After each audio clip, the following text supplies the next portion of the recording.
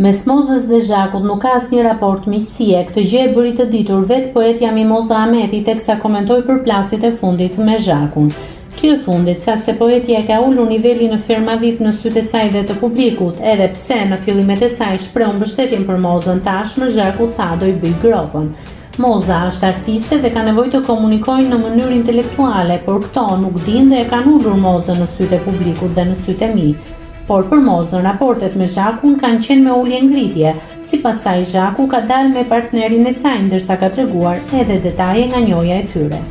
Me Zhakun kam tentuar të bëj një album në vitin 2000, por kjo u tërhoq dhe unë e bëra vetë, nuk kam pasur një lidhje konstante.